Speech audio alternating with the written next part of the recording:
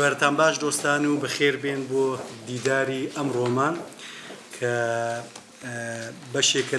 لەو زنجیرە دیدارانەی کە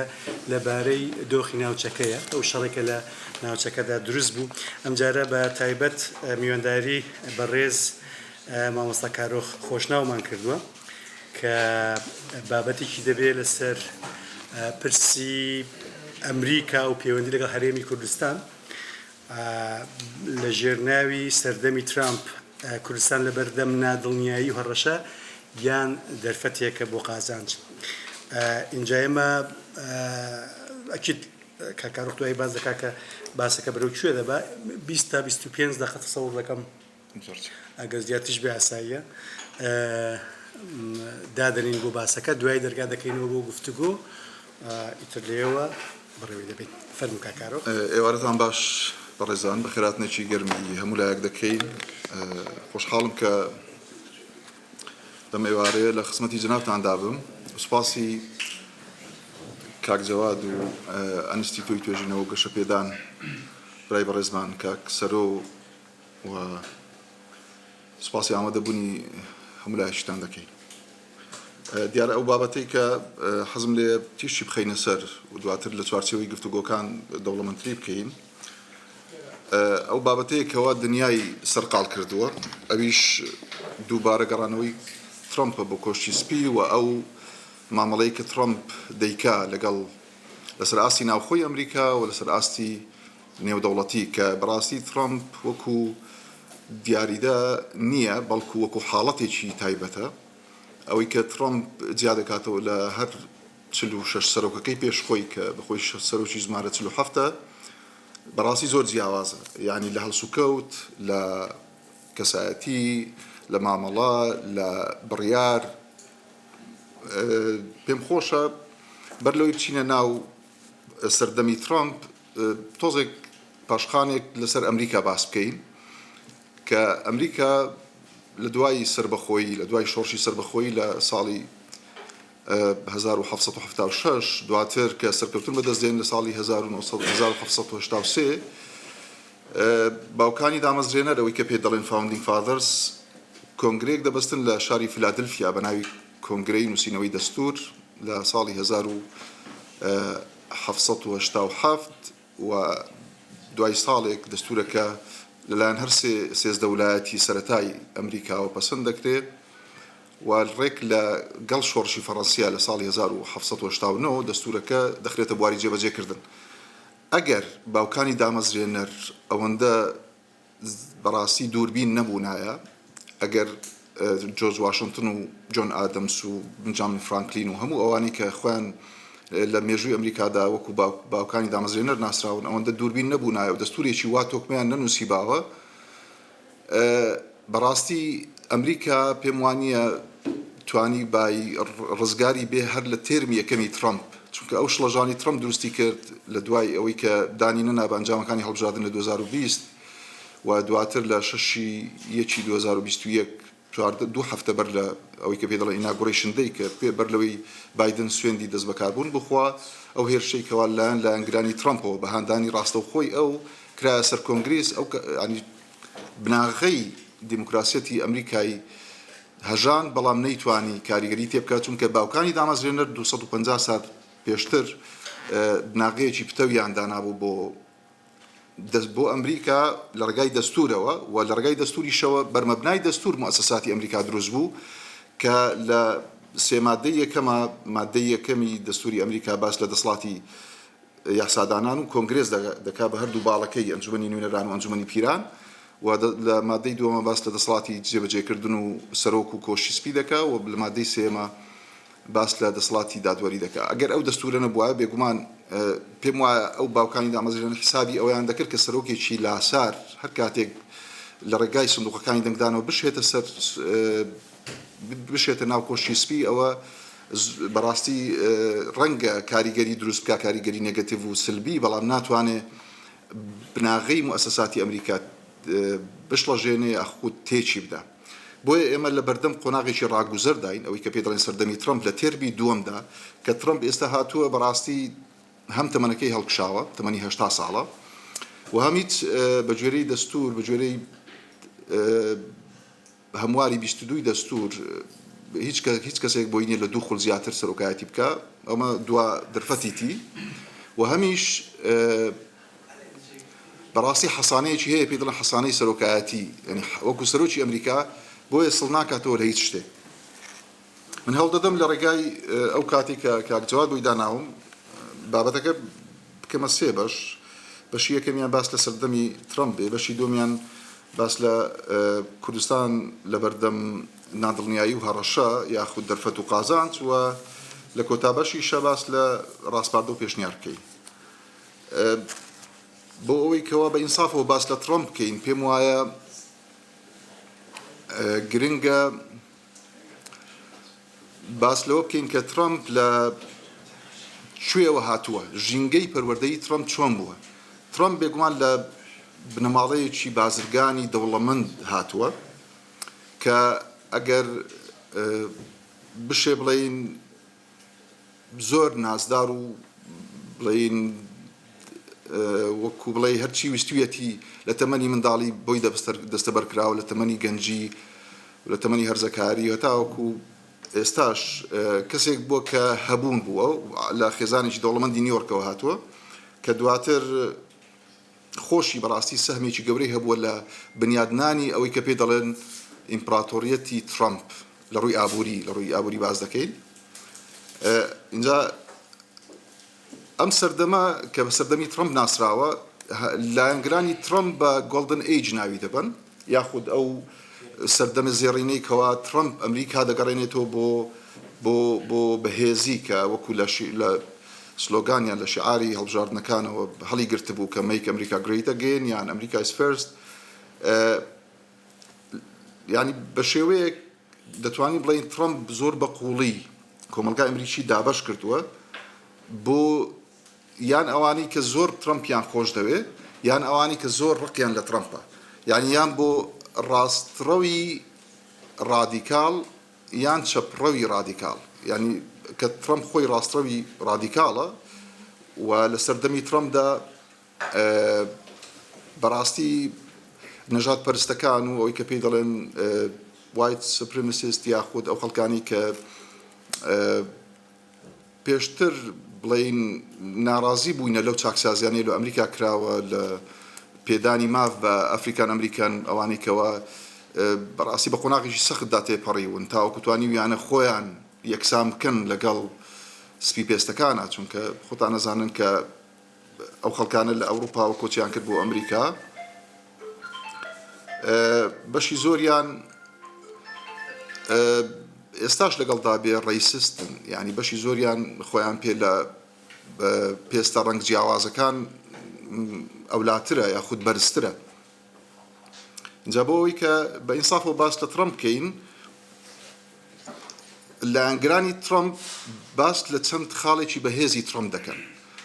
دەڵێن یەکەمیان ترامپ پیاوێکی بڕیاردەرە و ئەو بڕیارانی ترامپ داویەتی زۆر بڕیارەکانی بوێر بوونە لەسەر ئاستی ناوخۆیی و لەسەر ئاستی دەرەچیش بە نمونە ئەو بڕیارانەی کەوا لەسەر ئاستی ناوخۆیی داویەتی ئەوان دیدعای ئەوە دەکەن کە هیچ سەرۆکێک ئەگەر ڕۆناڵد ڕێگنیش بێ بڕیاری وای نەداوە چونکە هەر لە چەند سەعاتی یەکەمی دەست بەکاربوونی لە خولی یەکەم و لە تێرمی یەکەم و تێرمی دووەمیش دەتوانین بڵێن بەدەیان ئێگزەکەتیڤ ئۆردەری واژوو کرد بۆ ئەوەی کەوا بە حسابی خۆی کە make America great again بۆی ئەمریکا بەهێز بکاتەوە اینجا یەکێک لە سیفەتەکان کە لایەنگرانی ترامپ دەیدەنە پاڵ ترامپ کە تەمان ئەوەش بێگومان لە بەتاڵیەوە نەهاتووە بەڵکو بوونی هەیە فعلەن ترامپ کۆمەڵێک خەسڵەتی زۆر جیاوازی تێدایە کەویشیان بوێری ئەوکو باسمان کرد و لە بیریشمان نەچێ هەر لە خولی یەکەما ترامپ بڕیاریدا کە بۆ نمونە لەسەر ئاسی دەرەوە باڵێۆزخانەی ئەمریکا لە ئۆرشەلیمەوە لە تەل ئەبیبەوە بگوازێتەوە بۆ ئۆرشەلیم بۆ قودس یعنی ئەوە بڕیارێکە هیچ سەرۆکێکی ئەمریکا نەیوێرا خۆی لە قەرەیدا اینجا لە بواری بڵێین سەرنجڕاکێشە زۆر لە بواری میدیایە توانیوێتی زۆر باش خۆی بکاتە ئەکتەرێکی شۆئۆف یعنی زۆر بەجوانی هەموو ڕۆژ لە سەردێری هەموو میدیاکانی ناوخۆ و دەرەوەدا شتێک بخاتە ناو میدیا کە باز بکرێت چونکە زۆر حەزی لەوەیە ئیتر وەکو ئەکتەرێک حەزی بە دەرکەوتنە حەزی بەوەیە کە دائیمەن وەکو کەسایەتیەک هەمیشە لە ناو هەموو مەجلیسێکا بێت ئەمە ئەم خاڵە بەهێزانن کەەوە لایەنگرانی ترەمپ زۆر پێی معجیبن ئەوانەی دژەکانی ترەمپ یاخود ئەوانەی چەپی ڕادیکال کە زۆر بڵین وەکو خاڵی لاواز بۆ ترەمپ دایدنێن کە بێگومان کاریگەری زۆر سلبیشی کردوتە سەر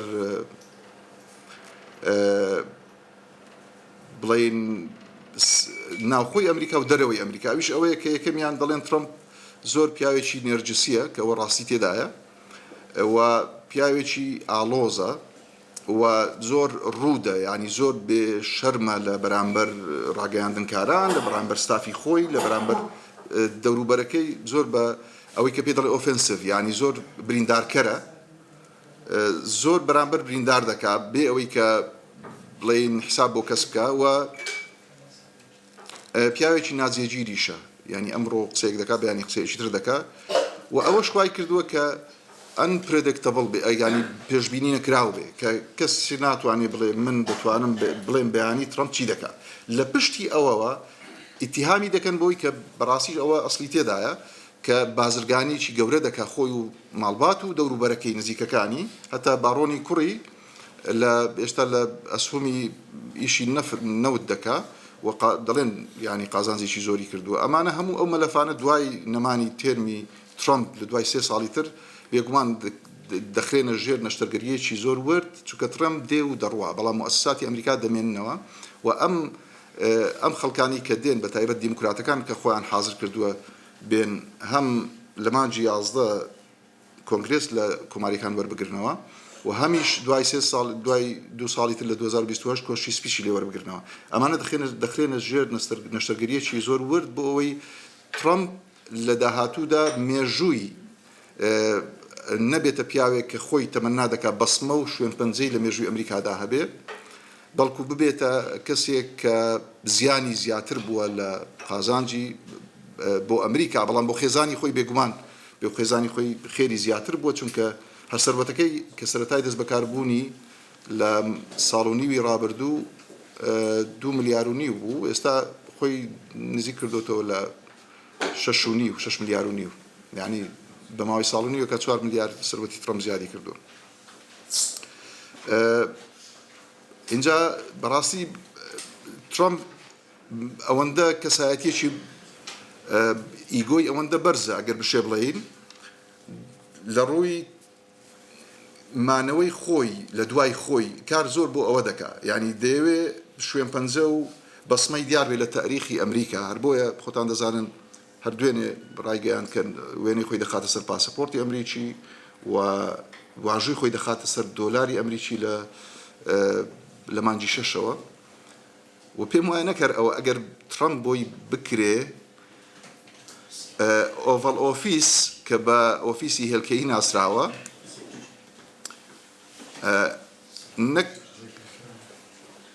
ئەگەر ڕێگای پێ بدرێ ئیگۆی ترەمپ ئەوەندە بەهێزە بخێر بێن دکتۆر خێر بکارێ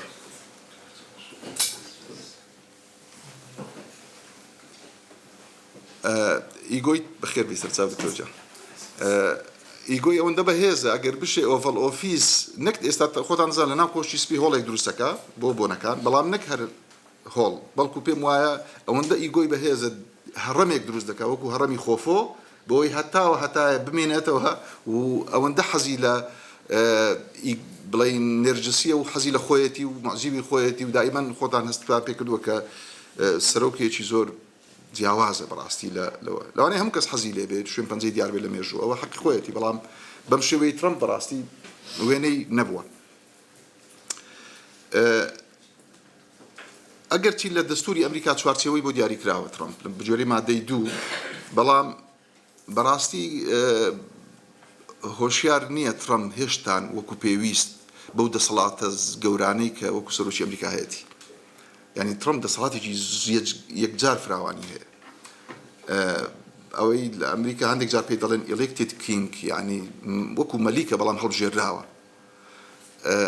دوێنێ شەکە بینی بیتان کە استقبالی شاچارزی کرد جلوبەرجیشی وەکو ئەو لەبەر کردووە ینی هەندێک تعلیقان هێدا دەیان گوت وەکو مەلیک هەڵسوکەوت دەکات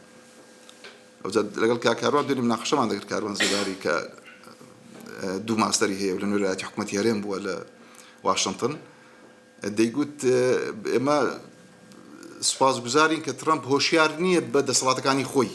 هێ ئەو جاوا دەکات ئەگەر بزانین ئەو بزانێت دەسەڵاتی چەندە بخوات دنیا هەمووی کاول دەکات و دنیا هەموو دەخوا ئەوجا بەڕاستی ترامپ هێشتا پێم وانییە وەکو چونکە باگراوندی سیاسی نییە ئێمە دەبێت لە بیرمان بێت ترامپ بە حکمی ئەو باگراوندە بازرگانی کە هەیەی و ئەزمموی نەبوونی ئەزمموی جگە لە تێرمی یەکەم لە کۆچی سپیس ئەزممویەکی نەبووە لە سیاستدا و ئێستاش ینی پێیوە دیارە بە تەواوی کە ئەو کەسە پاشخانێکی سیاسی قوڵی نییە بەڵکو کەسێکی زۆر سەطحیە دۆکترینی ترامپ دەتوانین بڵێن دۆکترینێکی نادیارە ئەگەرچی ڕایگەیاندووە کە پیس ترۆ سترێنگث ینی ئاشتی لە ڕێگای هێزەوە دەسەپێنم بەڵام بەڕاستی ترامپ نە دۆکترینی زۆر ڕوونە نە استراتیژێتیشی زۆر ڕوونە چونکە ترامپ ئەگەر بشێ بڵین لە دوو بیردۆزا دەتوانین لەسەری جێبەجێ بکرێت یەکەمیان مادمان تیۆری ئەوەی کە زۆر باز دەکرێت وەکو بیردۆزی پیاوەشێتەکە لەگەڵ النظرية الواقعية الهجومية كجون ميرشايمر باس لو دكا دائما كسايتي شي هجومي وهيرجبري هي و استراتيجيكي نارونا رنگ او فلكسبيليتي بدات اداركي ودورو بري بو يتيام بي بيكن ياخذ اگر هلكان ديكا بوي راست كنوا بلام لهمان كاتي شب راسي الانغاري زود دروز دكا بو جيهان و پابند نەبوونی خۆی بە هیچ چوارچێوەیەک و پابند نەکردنی ئەمریکاش چکە خۆی وەکو سەرۆکی ئەمریکا ڕنگدانەوەی لەسەر کۆشتی سپی و لەسەر هەموو ئەو بڕیارانەی کە داوینی بۆ نمونە دەرچوون لە هەموو یاسا و ڕێسا نێودەوڵەتیەکان یعنی زۆربەیان نە ئەتراف بە ئەنجومەنی ئاسایش دەکات نە ئەتراف بە بڵین ئەوەی کە پێی دەڵێن WHO منظمة الصحة العالمية أطراف باتفاقي باريس دكا بوكشو هوا يعني هم يندرشوا لوانا لبروا براستي بموا يعني أمريكا بردوتا قناغة كبيدرين ايزوليشن يعني قناغة انعزالي وتحدك جوشجيري كوت زوري دوي وخالي ترك زور جرينجا متماري زور لاواس كردو لبيني برلا نياركاني لبيني هاو بيمانو ياركاني أمريكا متماني لاواز كل خطان زان لقل ناتو لم دواية لتقيرانك دانا لقل ولاطاني أواني كخوان بيها وبيماني درجية أمريكا براسي ترامب متماني شيء أو توينيش تو بوي بمواعيد چندين سال إيشي دوي أقدر ديمقراطة كان يجيب قريناه تاوكو بتوانن دوباره أو متماني لسر آسيني ودولتيش بنياد بنينه بقشتي أو جولدن أيجي سردم أو سردم الزياريني كوال جراني ترامب باسي دكان بموانيا ك يعني زور برهمدار به رنگ لروی مادی بو خوی ابن مالکی خوی و دورو برکی برهمدار به بلام لبو امریکا بموانيا يعني او وابا اساني تيبره يعني رنگ وكو باسم كرد خوتان جويتان ولا دافوس سروكوزيراني كندا چون باسي كرد باسي ترامب ام جيهان نوي كترامب بنيادي ناوا ولا برامبريش نهاركاني دلين اما نك جولدن ايج نيا بلكو ابا اما ان بيدلين ذا ايج اوف انسرتينتي يعني سردمي نادل نهائيه يعني خلق همو دستي لسدلي خويتي نازانه بياني شرلت شوينك رودا دا بياني نرخي وزا شون برز دبيتو بقشتي براستي دتواني بلين اويك ترامب كردي ل أمريكا لماوي أو صالوني ويا ولا خليه كميشا هيت سروكي أمريكا بوجورة نيكردوا يعني بوشيوازة ولا ناوي شيدا أو بلين أو شيوازة لمعاملة كردن لقل هاو بيمانكاني بتايبة هالجيرساني شري إيران ترامب برسي بجقل إسرائيل كس أقدار نبو هتا هاو بيمانكاني كنداويش أقدار نبون بويا قلي زوري لي ذكري بتايبة أو أجنسية كوا بيدلين 5 آيز كالنيوان بينجولاتا كغورينوي هو الجريء لنيوان أمريكا بريطانيا فەڕەنسا کەنەدا وابزانم نیوزیلنداشە کە ئەمانە بەبێ شاردنەوە لە ڕووی زانیاری هەواڵگریەوە دەگۆڕنەوە بەڵام گلەییان ئەوە بوو کە هیچ یەکێک لە وڵاتانە ئاگدار نەبوون لەسەر لەو هێرشی کە ترەمپ بە تاکلایەنە لەگەڵ ئیسرائیل کردیە سەر ئێران. پێم وایە بەشێکیشی ڕەنگە ئەوەی تێدا بێت کە ترەمپ بیویست بی کە کۆمەڵێک شت لە بیر خەڵک بباتەوە یەکێک لەوانە ئەو فایلێکەوە جفری ئێفستن کەش خۆتان زان کە ترەمپیشی زۆر تێدایە و فایلێک کەشف بوو کە ئەمەش وەکو دەڵێ بۆ ترەمپ ڕەنگە شێوەیەک لە شێوەکان ئابڕوو بەرانە بێ بۆیە هەندێک لەو ڕۆژەوە باس دەکەن کە ڕەنگە مامەڵەکردنی بەو شێوەیە بۆ ئەوەیەکەوە خەڵک زاکرەی خەڵک بباتە لایەکی تر و مانجی 11 ئەم ساڵیش هەڵبژاردننی کۆنگرێسە کە هەر 435 ئەندامەکەی ئەنجومەنی پیران ئەنجومەنی نوێنەران و یەک لەسەر سێ ئەندامەکانی ئەنجومەنی پیرانیش هەڵدەبژێرێ بۆیە ترەمپ پێویستی بە سەرکەوتنێکی گەورەشە بۆەوەی بتوانێت کە کۆنگرێس لە دەست نەدا و پێشم وانییە ئەوە ئاسان بێ بۆ ترەمپ. اینجا گەر بینە سەر ئەوەی کە ڕۆژهەڵاتی ناوەڕاست و ئەم ماوەیە کە ئەم شەڕێکەوە ڕوویدا لە بڵین لە 28 دوو و هەتاوەکو ئێستا کە ناوچەکە و جیهانیشی خستۆتە ناو جێژاوێکەوە کە نازانن بەکوێ دەگا پێم وایە کە لەگەڵ ئیسرائیلە ترەمپ لە ڕێگای کۆشنێری زاوای کە لە خولی یەکەمیشە مەلەفی ڕۆژهەڵاتی ناوەڕاستی پێسپارد بوو کە ڕاوێژکاری بوو دەیەوێت کە نەخشەی ڕۆژهەڵاتی ناوەڕاست دابڕێژێتەوە و ئەوەش بەبێ پازدان بەسەر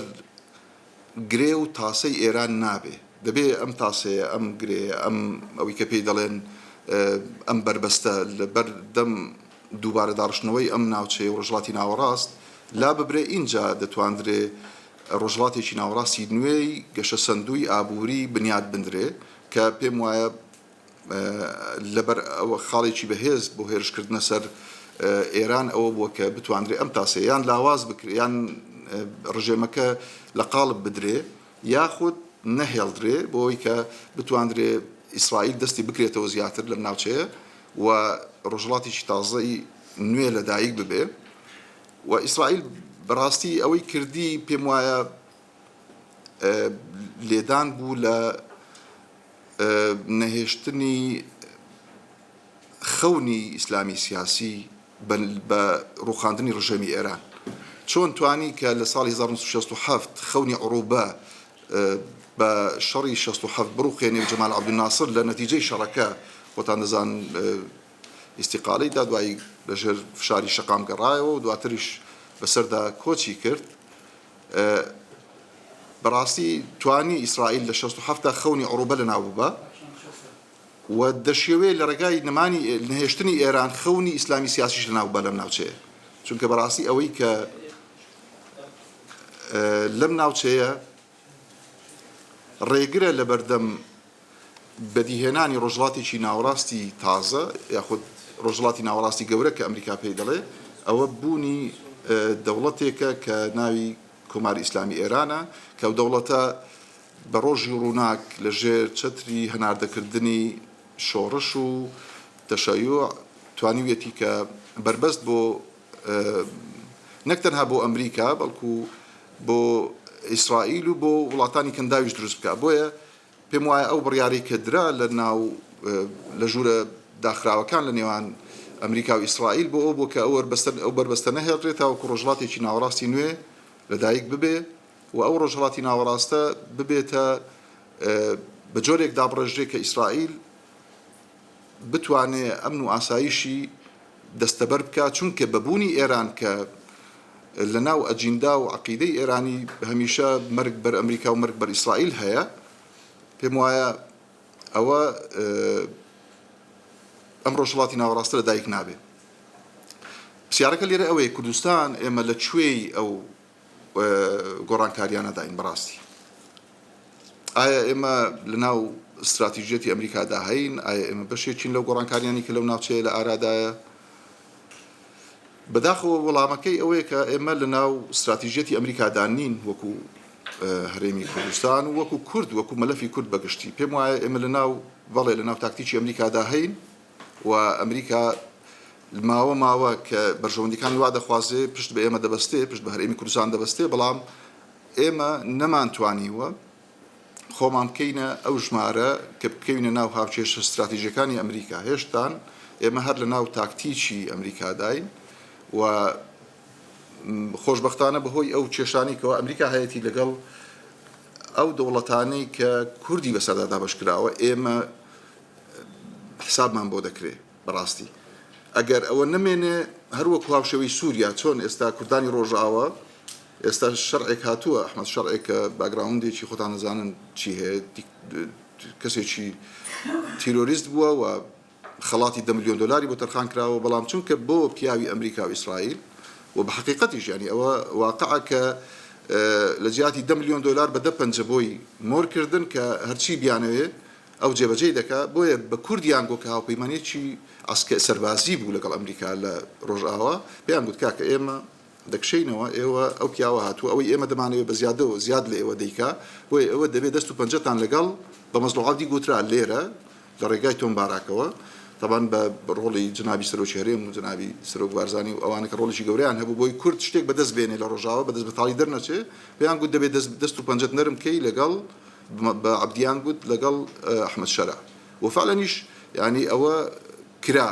بۆیە ئەگەر هەر کەسێک لە هەر پایتەختێک لە ئەنقەرە و تاران و بەغدا بەدڵی ئەمریکا بێتە سەر حکم، ئێمە چۆنسمان کەمتر دەبێتەوە. لەبەرەوە پێم وایە گرنگە کە ئێمە ئەو حسابە بکەین کە ئەمریکا بەم شێوەیە مامەڵە دەکات، چونکە لای ئەمریکا بە درێژایی مێژوو هەر بەرژەوەندەکان لە سەروی هەموو شتێکەوە بوون. ئێستا لەو قۆناغەداین کە ئەو پرسیارە بکەین ئایا ترەمپ واز لە ئێران دەهێنێ؟ پێم وانییە ترەمپ بووە بە ئاسانی واز لە ئێران بهێنێ و ئێران دەبێت سازشێکی گەورە بۆ ترەمپکە لەو داواکاریانی کە هەیەی بە تایبەت دەست نەگەیشتن بە چەکی ئەتۆمی و پێم وایە کە لەم چوارچێوەیەدا ترەمپ زوویان درەنگ ئامانجەکانی دەپێچێ، بەڵام ئامانجی ترەمپ ئەوە نییە کە ئەم ڕژێمە لە ڕۆگوڕیشە دەربێنێ. دیارە ئامانجی ترەمپ ئەوەیە کە ڕژێمێک بێ کە بتوانێت دەست و پەنجە لەگەڵ ئەمریکا نەرمکە و بەرژەوەندەکانی ئەمریکا بپارێزێ و نەبێتە هەڕەشە لەسەر دراوسەکان و بەتایبەتیش ئاسایشی ئیسرائیل. ئەگەر ئەوە بەجێ بگەێنرێ پێم وایە ئێرانیش ئێستا خەریکە، ینی واقعەکە قبول دەکات، چونکە ترەمپ ئەو پیاوی سازش نییە، سازش بۆ ناکە بەرامبەر بە داواکاریانی بەرامبەر بە ئێران هەیەتی. سەبارەت بە عێراق پێم وایە ئێستا مەلەفی عێراق مەلەفێکە بەڕاستی لەژێر دیراسەیەکی قوڵدایە لە وەزارەتی دەرەوە، وەزارەتی دەرەوەی ئەمریکا و عێراق ئەگەر بێت و ئەو ڕێچکەی کە پێشتر لە 23 ساڵی ڕابردوو گرتی تێبەر بەتایبەت لە مامەڵەکردن لەگەڵ ئێران، ئەگەر ئەو ڕێچکەیە بەردەوام بێت ئەوە عێراق دەچێتە قۆناغێک کە ئەمریکا لە دوای ئێران، دوای تەواوبوونی مەلەفی ئێران دێتە سەر عێراقیش و عێراقیش دەتوانین بڵێین عێراقیش دەکاتە وڵاتێک کە چیتر نەبێتە هەڕەشە لەسەر بەرژەوەندەکانی ئەمریکا و لەسەر باڵێزخانە و کۆسوڵخانەکانی ئەمریکا لە بەغدا و لە هەولێر و عێراق بەڕاستی تا ئێستا دەرفەتی دراوەتێ و پێم وایە بوو دانانی ئەو بڵێن ڕاستپاردنی عەلی زەیدیش ئەمە دوا دەرفەت دەبێت بۆ عێراق. ئەگەر عێراق نەتوانێت داواکاریەکانی ئەمریکا کە خۆی دەبینێتەوە لە سنووردارکردنی ئەو پارەی کە لە عێراقەوە بۆ ئێران دەچێت و جڵەوکردنی حەشدی شەعبی و خۆی دەبینێتەوە لە چاکسازیەکان، ئەگەر ئەوە نەکە ئەو دەرفەتەش دەدەست بچێ پێم وایە ئەو کاتە شیعەی عێراق مەترسیی ڕاستەقینەیان لەسەر دەبێت بۆ ئەوەی دەسەڵاتیان لێ بسەندرێتەوە. بۆیە ئەوە پێم وایە ئەو ڕوانگەی ئەمریکا بۆ عێراق دوا دەرفەتە ئەو دەرفەتەی کە دەیداتە ئەو بەربژێری چوارچێوەی هەمەهەنگی و نابێت چیتر عێراق لەژێر هەژمونی ئێران دابێت چۆن سووریا و لوبنان لە ئێران پاک خەریکە لوبنانیش پاک دەکرێتەوە سووریاش پاک کرایەوە بە هەمان شێوە عێراق و هەتا یەمەنیش لە داهاتوودا نابێت چیتر هەژمونی ئێرانی لەسەر بێت یعنی ئەو بەرنامەیەکەوە ئەمریکا و ئیسرائیل هەیەە و پێم وایە ئێمە وەکو هەرێمی کوردستان دەبێت چاوەڕێ بکەین بۆی بزانین لە چەند هەفتەی داهاتوو هەتا وەکو مانجی 6 بڵین لەو 4-5 هەفتەی داهاتوو چی دەگوزارێ چونکە بەڕاستی گۆڕانکاریەکان پێم وایە خێرا دەبن لەو ماوەیە و لەبەرەوە ئەوەی کە گرنگە ئێمە وەکو هەرێمی کوردستان چی بکەین ئەوە کە لە کۆتا شتا دەمێ ئاماژەی پێ بکەم وەکو ڕاستپاردە و پێشنیار ئەوەیە کە بەحەقیقەت ئێمە باردۆخمان وەکو هەرێمی کوردستان لە دەسەرئاسی ناوخۆ باش نییە ئەوە جێی ئەسەفە کە لە بوونی دەرفەتە باوکانی دامەزرێنەری هەرێمی کوردستان نەیانتوانی وەکو باوکانی دامەزرێنەری ئەمریکا دەستورێک بنووسنەوە کە ئەگەر کەسانی وەکو ترامپیش بێنە پێشەوە و بیانەوێ بەرژەوەندی نیشتیمانی کوردستان بخەنە بەترسیەوە ئێمە دەستورێکمان نییە بمان پارێزیێ و بڕوونە لای ئێوە ئەوەندە قسە لەسەر ئەوە کراوە کە ئێمە دووبەرەچی و بەڕاستی ئەو قسانت تەحەدێک بووتە قسەی سواو یعنی بەداخەوە لە بینی دوولانی سەرەکی کە بەداخەوە ئەوەی کە گرنگە بۆی ئەمریکا حسابمان بۆ بکە دەبێ ئێمە خۆمان بتوانین خۆمان بەڕێوە ببین لەو ئاستەیکەوە ئەمریکا چاوەڕوانە چونکە ئەمریکا استراتیژێتی ئەمریکا لەگەڵ بوونی هەرێمێکی بەهێزە لە چوارچێوەی عێراق بەڵام ئەو هەرێمە کە تۆ هەڵبژاردنت کردووە نەتوانیوە پەرلەمانێکی کارا و حکوومەتێکی کارا دروست بکەی و نەتوانیوە مؤسسات بنیاد بنێی نەتوانیوە دەستورێک کە حەقت هەیە بە گوێری دەستوری عێراق مادەی 170 و 180 تۆ دەستورێک تەبێ ئەوت نەکردووە نەتوانیوە هێزێکی پێشمەرگەی یەکگرت و نیشتیمانی دابمەزرێنی ئێستاش هێزەکان هەر حزبین یعنی نەتوانیوە دەوڵەتداری بکەی بەومانە مۆدێرنەی کەوە ئەمریکا داواکاریەتی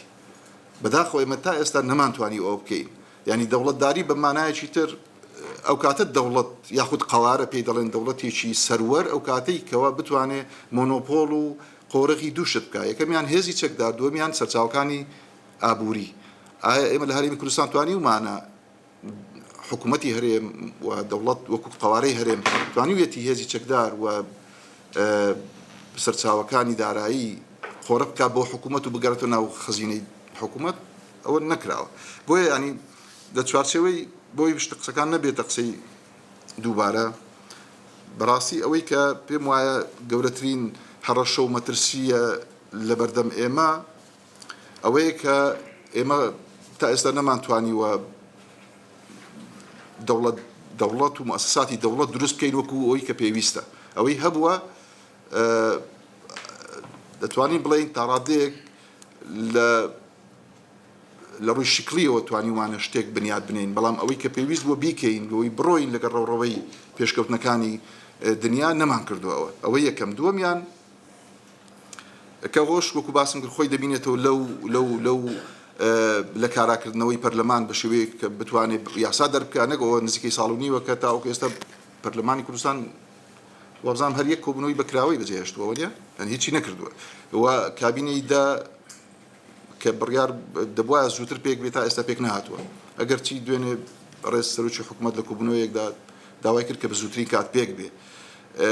بەڵام ئەوە نەکراوە یعنی ئەوانە بەڕاستی تەحەدی و ئاڵنگاری گەورن کە نادڵنیایی دێنن پێشی هەموو کەس بۆ هاوڵاتیانی هەرێمی کوردستان و دەرفەتیش هەیە دەرفەتی باشمان لە پێش هەیە ئەگەر ئێمە بتوانین خۆمان ڕێکخینەوە بتوانین دەتوانم بڵێم سەردەمی ترامپ دەرفەتی هێناوەتە پێشەوە دەرفەتەکان لە چوارچێوەی ئەوەیە کە ترامپ باگراوندێکی بازرگانی هەیە دەکرێت مامەڵەی لە ڕێگای لۆبیکردنەوە مامەڵەیەکی تەندروستی لەگەڵ بکرێ و هەتا لە ڕێگای تایبەتەوە دەکرێت تۆ بۆ بەرژەوەندی میلەتەکەت بەرژەوەندی ئەمریکا بخەیتە ناو هەرێمی کوردستان و بە تایبەتیش هەولێر. مەسەلەن ئێوە خۆتان دەزانن ترامپ چونکە بازرگانە، ترامپ تاوەری هەیە لە ئەستەمبۆل، ترامپ تاوەری هەیە لە وڵاتانی کەنداو، لە وڵاتانی جیهان. دەکرێت لە هەولێریش لە ڕێگای لۆبیکردن و لە ڕێگای خۆیەوە پێشنیارێکی بخرێتە بەردەم بۆی ترامپ تاوەر دروست بکات لە هەولێر. ینی دەکرێت ئەوە ببێتە هەنگاوێک بۆ ئەوەی کە سەرۆکی ئەمریکا سەرنجی زیاتر بکەوێتە سەر هەولێر و هەرێمی کوردستان بەگشتی بۆ پاراستنی هەرێمی کوردستان. مەبەستمەوەیە تۆ ئەگەر بتوانی مامەڵەیەکی تەندروست لە ڕێگای پاراڵێلکردنی بەرژەوەندەکانی خۆت لەگەڵ بەرژەوەندەکانی ئەمریکا لە ڕێگای هاوسەنگکردن یاخود خێنانی بەرژەوەندی ئەمریکا بۆ ناو وڵاتەکەت بە دڵنیاییەوە ئەو کاتە ئەمریکا چاوی لەسرت دەبێت زیاتر هەرنا لەبەر لە پێناو پاراستنی بەرژەوەندەکانی خۆی تۆش دەپارێزێ. هاوشێوەی ئەوەی کە لە چ ڕۆژی شەڕەکە بینیمان ئێستا چونکە گەورەترین کۆنسوڵخانەی ئەمریکا لە هەولێر هەیە، باشترین سیستەمی دژە درۆن و دژە موشک لە هەولێر هەیە. یعنی ئێمە لە 809 موشک و فڕۆکەی بێفڕۆکەوان و درۆن کەمترین پێم وایە کەمترین زیانمان بەرکەوتووە. ڕاستە زیانی مادی زۆر بووە، بەڵام وەکو دەڵێ سوپاسگوزارین کە زیانی گیانی کەم بووە. ینی 23 شەهید زۆر کەمە ئەگەر مقارنە بکەی بەو 809 درۆن و موشەکەی کە ئاراستەی هەرێمی کوردستان بەگشتی کراوە. ئەجا چەندە تۆ باشی چەندە ئێمە بەرژەوەندەکانی ئەمریکا بخەینە ناو هەولێر و هەرێمی کوردستان، ئەوەندە ئێمە دەرفەتمان زیاتر لە پێش دەبیتەوە و بتوانین هەرێمی کوردستان پارێزراوبی وەکو ئەوی بینیمان. و بێگومان گرنگجیدانی زیاتر بە پێگەی پێکەوە ژیان و ئەوەی کە ئێمە شانازی پێوە دەکەین. دوا قسەم ئەوەیە ئەو ڕۆژە بۆ کاک سەرۆژ کردم لە مانگێک لەمەوبەر لە کۆتایی مانگی سێ لە ڤێنای پایتەختی نەمسا لە کۆنفرانسێک بووین. ئەو برادرانەی کە ئامادە بوون بەشی زۆری ئەکادمیستەکانی ئەوروپا بوون، یەکێک لەوانە قسەیەکی کردگوتی ئێوە وەکو کورد من بەڕاستی زۆر لەسەر ئێوە بیستووە، بەڵام ئەوەی کە دەیبینم و دەیبیستم ئەوەیە کە ئێوە زۆر خەڵکێکی دیبلۆماسی و زیرەکن بەرامبەر بەرامبەرەکانتان، بەرامبەر و پێگەیەکی جوانی بێکەوە ژیانتان هەیە و توانیوتانە خۆتان لەگەڵ لە ئاستی دنیاە ببینن، بەڵام بەداخەوە لە ناو خۆی خۆتانە بەڕاستی هیچ لەگەڵ یەک هەڵ ناکەن. ینی ئەوە کەسێکی ئەوروپی ئەکادمیستی ئەوروپی ئەو قسەی بە من گوت کە مانگێک لەمەوبەر لە ڤێنای پایتەختی نەمسا. یعنی ئێمە بەڕاستی هەموو ئێستا خەڵک هەست دەکات کە ئێمە خۆمان قبوڵ نییە، دەنا خەڵکی ترمان قبوڵە، دەرەوەی خۆمان قبوڵە و پێگەی پێکەوە ژیانی هەرێمی کوردستان یەکێکە لە سیما جوانەکان و ئاسایش و ئەمن و ئاسایشیش بێگومان ئەوە خاڵێکی بەهێزی هەرێمی کوردستانە، بەڵام بەگشتی ئێمە تاوەکو لە ناو خۆمان بەو شێوەیە یەکتر ڕەتکەینەوە و بەو شێوەیە ئەتراف بە یەک نەکەین و سازش بۆ یەک نەکەین. ئەوە پێم وایە ئاڵنگاری زۆر گەورەمان لە پێش دەبی. زۆر سپاس. زۆر سپاس مامۆستا کارۆخ و ئەو زانیاریە دەوڵەمەندانە. منەوەم لەبی چوو بڵم کە کارۆخ خۆی ماستەری هەیە لە کارگێڕگشتی حکوومەت لە ئەمریکا، هەر لە پنسیلڤانیا وەریگرتووە لە ئەمریکا و بڵین پەیوەندیی بەردەوامی هەیە لەگەڵ و ناوەندانەی کە لە ئەمریکا هەن چ لە کوردستان چ لە شوێنی تر و متابعەیەکی زۆر چڕی هەیە. اینجا ئێستا ئێمە ئەو شتانەی کە ماون بۆ گوتن دەکرێت بیخینە ناو ئەو کۆمنتانەی کە ئێستا دەمان مداخلانێکی ئێستا دەبێت دەرگا دەکەینەوە بۆ گفتوگۆ هەر کەسێک کە قسەی هەبێت بەز ئینشاڵڵا لە 2-3 دقیقە کە عەبدولسەلام زیاتر ناوێت یان والله من زۆر سپاسی ئێوەش ویستم تەنها تێبینی تێگەشتنی خۆم دەربارەی مادەم دەستپێکەکە سەردەمی ترامپە، یعنی ئەوەی دکتۆر باسی کرد طبعاً زۆر دەوڵەمەند بوو، بەڵام من بە شێوەیەکتر ڕەنگە دەربڕینێ بوو. ئەمریکا یان سیاست بە شێوەیە گشتی ڕاستە بەرژەوەندیە، ئەوەی ترامپ هێنایەتی قازانجە لەگەر بەرژەوەندی بەزان قازانج بۆ کێ نەبوو ئەمریکا بۆ خۆی، ئەو زۆر گرنگە لە بەرچاومان بیت. دووەممان یعنی ترامپ لەو کەسانە نییە کە بنەمایەکی سیاسی و لۆجیک و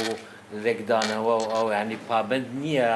بەڕابردووی پەیوەندیەکان و بنەماکانی کە هەنا بۆەوە لێم ینی ئێمە مش بس بوابكن كإما رولمان هؤلاء حرب داعش وإما لقى أمريكا أو بيمان بنو إما وناخذ لاي ترامب اشتكن آنين وأو كاتا نزيكي توابيت كسودي خويت لا هبيت بويش حتى هو بيماني شكل لقى الخالق قالت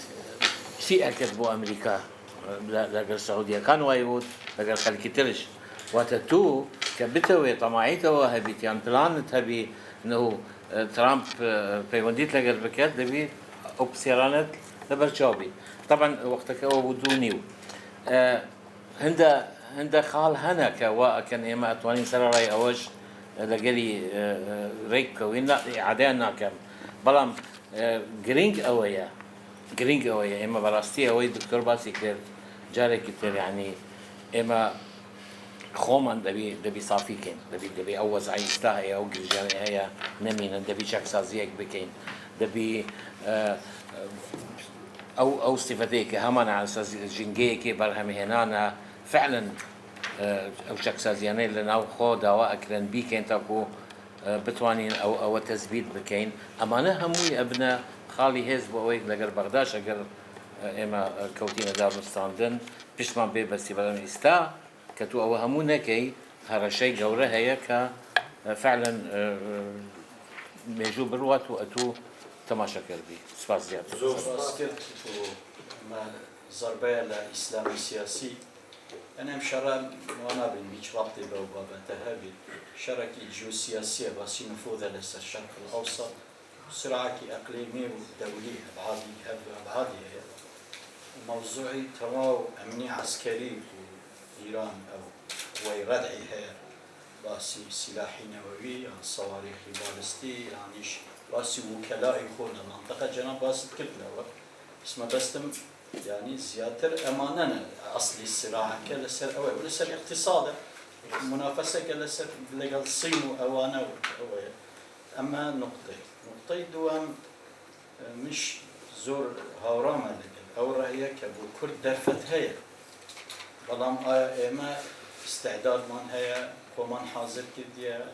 هداوستي كان يم قناغة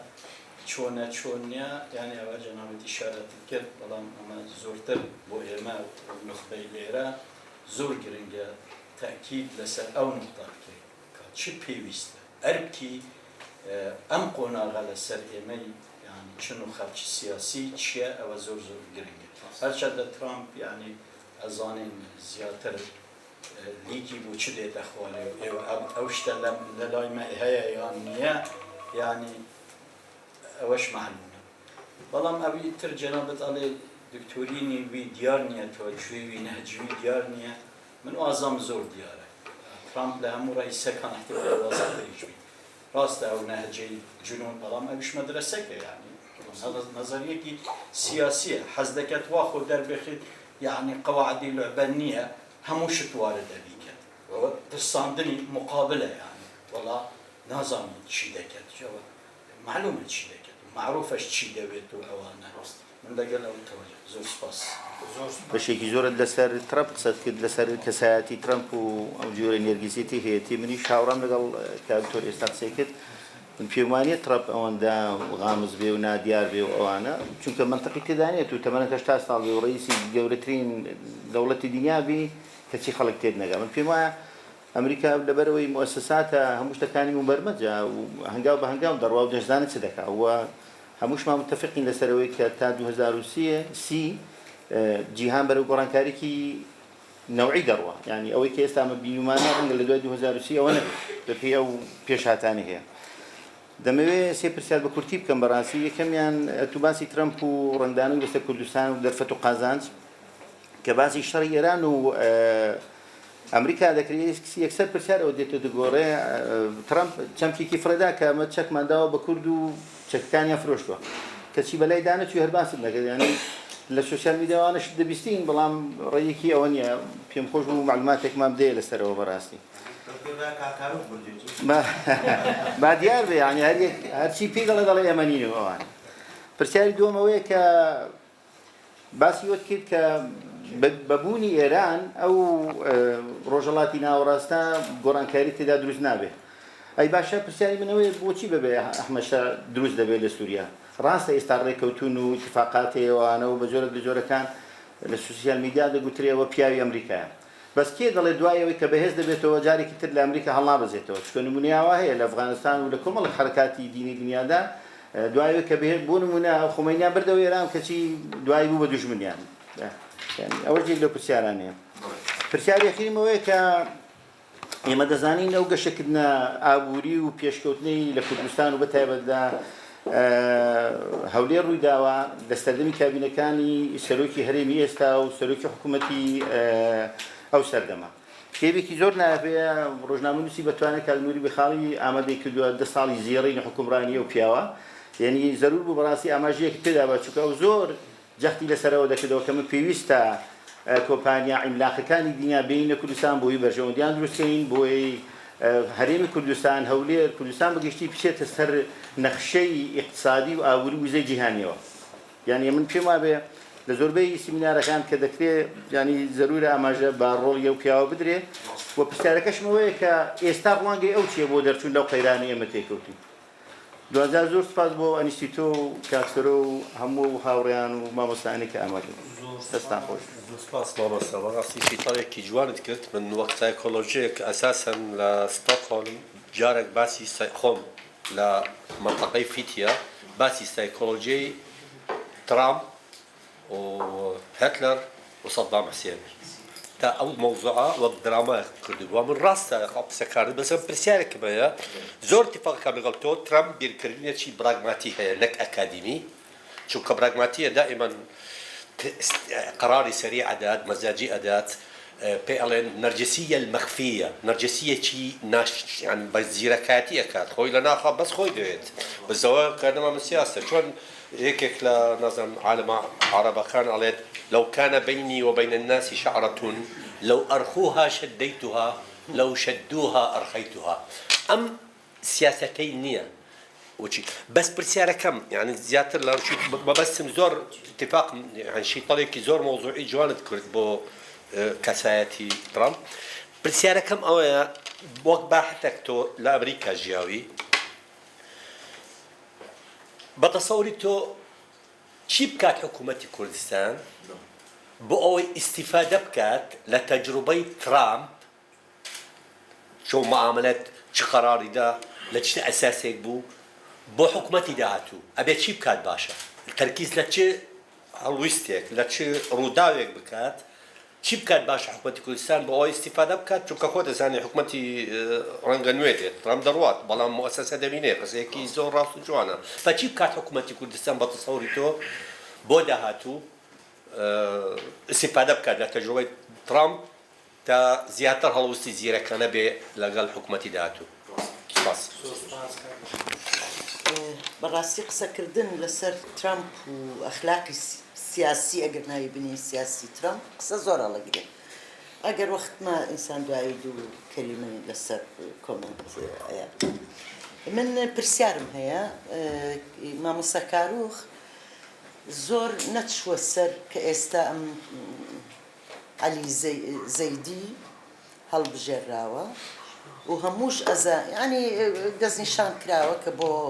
پێکێنانی حکوومەتی داهاتووی عێراق هەموو ژەزانین مەرجی ئەمریکا چییە بۆ حکوومەتی نوێی عێراق زۆر قرسە ئەم کابرایەش ئیطاری تەنسیقی دایناوە طبعا زەحمەتە ئێستا بەنسبەت خۆمەوە یعنی سەر ڕای متابعەی زۆرم بەس ناتوانم بگەمە نەتیجەیەک ئەم کابرایە ئایا ئەبێتە داردەستی ئیطاری تەنسیقی یان خۆی یا هەتا دوایی بەڵام زۆر پێم یعنی ئەبینم زۆر زەحمەتە بۆی مەرجەکانی ئەمریکا وەک تەفکیک هەڵوەشانەوەی ئەو فەسائلەکان وەک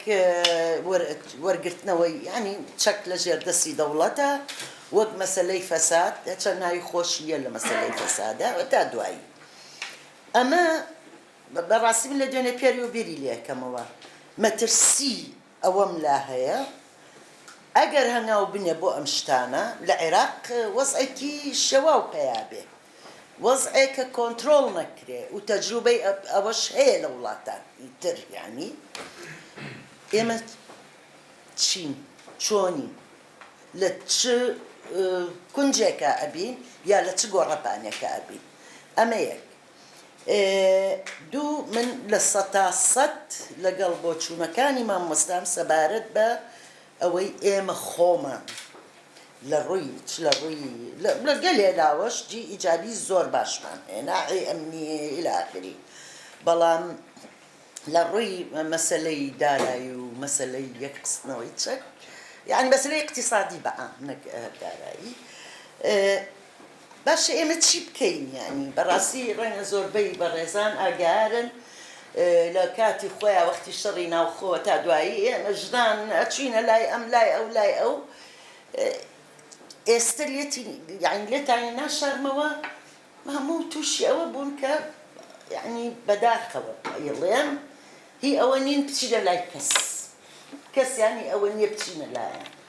یعنی پێویستە ئێمە پێیان بڵێ چی بکەین بچینە یەخەیان بگرین چی بکەین یعنی سەرۆک و سەرکردەکان لەگەڵ ڕێزم بۆ هەمویان ئیشی زۆر باشیان کردووە تا دوایی بەڵام ئەمە مەسیری میلەتێکە ئەمە دوو بەڕاستی قوربان ترامپ مەساڵحی لێرە یەک ئەو نقطەیە بەس لەسەر ترامپ باسەکەم کاکە تەوەری ترامپی چی کێ بچێتە تەوەری ترامپ دوایەوە چی کرد لە خەلیج بۆ مەساڵحی نییە لە خەلیجی داغان کرد ئێران چی بۆ کردن و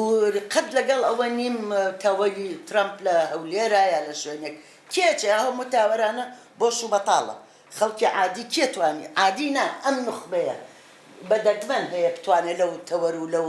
چوزانم باڵەخانانە بتوانێت جێگەی بێتەوە زۆر سپاس مەسەلەی ئەمە بۆتە مۆدێک لە یان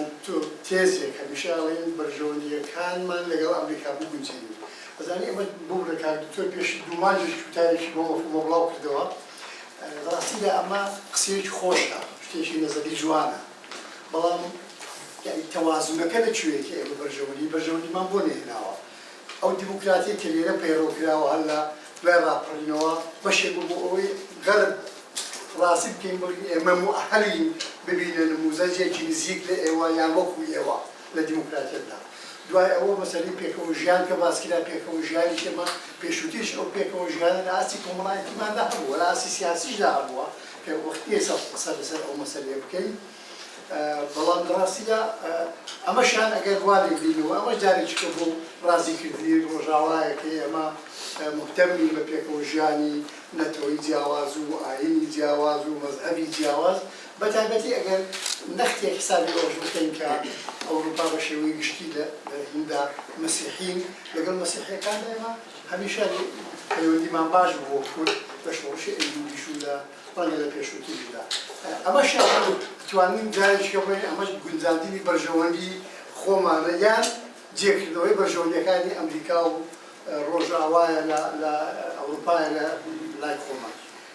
بۆیە من پێم وایە وەختی ئەوە هاتووە هیچێکی ئێمە جوولەی نەزەری نەهاوێت ئیتر وەختی ئاکتە وەختی جوولەی نەزەری نییە زۆر بەڕاستی چونکە هەردێکەمان بەم تێگەیشتی خۆمان لە فلان کابینەدا لە فلان خودی پەرلەماندا هی ئیشکراوە لەسەر ئەوەی کە ئێمە چۆن بەرژەوەندیانە بگونجێنین بەڵام ئێمە نین قەرارە دەین کێ مثلا ئێمە خۆمان کردە ساحبی نەوت خۆمان کردە ساحبی بۆڕی نەوت خۆمان کردە غاز ساحبی غاز خۆمان کردە ساحبی بۆڕی غاز بۆ نەقل بۆ هەموو دنیا بۆ ئەوروپا بە تایبەتی کە ئێستا حالیان لە ئەزمەی غازدا هەر بۆ نمونە ئەوە ئەهێمەوە بەڵام کاتێک کە وتیان نەخێر بەغدا وتی نەخێر ئێران و تورکیا و سووریا ناڵێن بەشە زۆر ئەو کاتەوە نەبوو وتیان نەخێر ئەمریکا هیچی نەوەی کەس هیچی نەوەی کەواتە ئەوە غەڵەت بووی کەواتە ئەمە بەشێک نەبووە لە بەرژەوەندی گونجاندنی بەرژەوەندی خۆمان لەگەڵ ئەمریکا و شوێنەکانی تردا ڕاستی بۆیە ئەبێ ئەمە جارێکیکە ببرین بین خاڵ ئەنی بڵێ ئێستا بە مبهەمی نەڵێ بە مبهەمی تەمتومانی باسی لێوە نەکەین ئێستا هەموومان ئەڵێن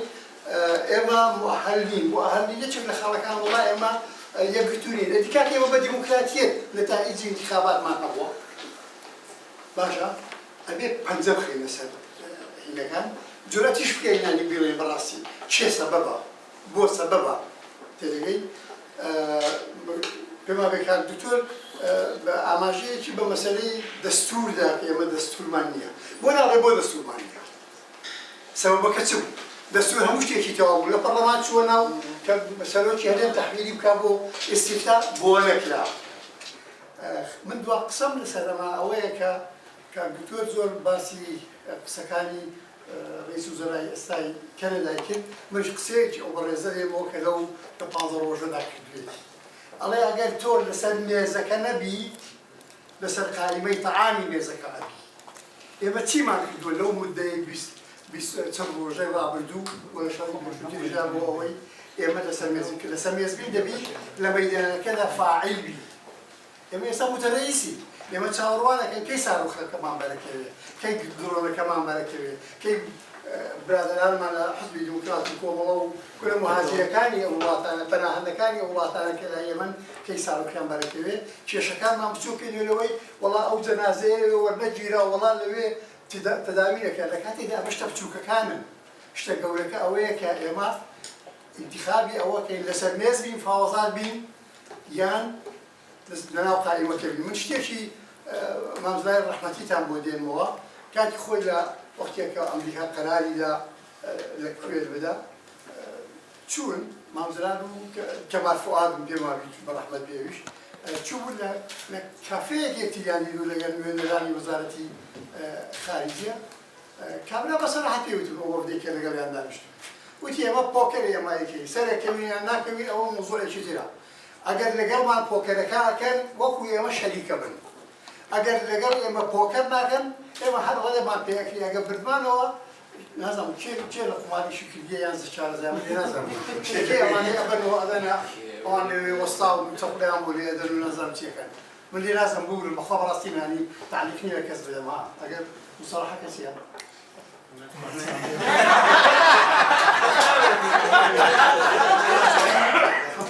هەمومان مستەفەقین لەسەر ئەوەی ئەمە وەرچەرخانێکە نەک لە ئاستی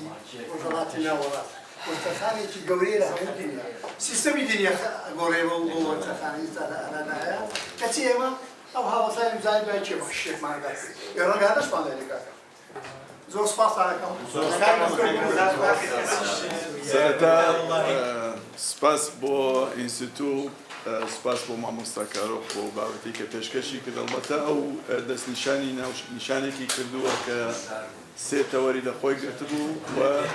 نەچوە ناو بابەتی زەیدی و ئەمانە چوە لە تەناو تەوەرەکەیان نەبوو ئیتر ئەو پرسیارانەی ترش کە هەمیشە ئەکرێت ئێمە لە ناو کۆنتێکس نامێنین بەداخەوە فێر نابین یانێ ئەوشێکێکە لە کێشەکانمان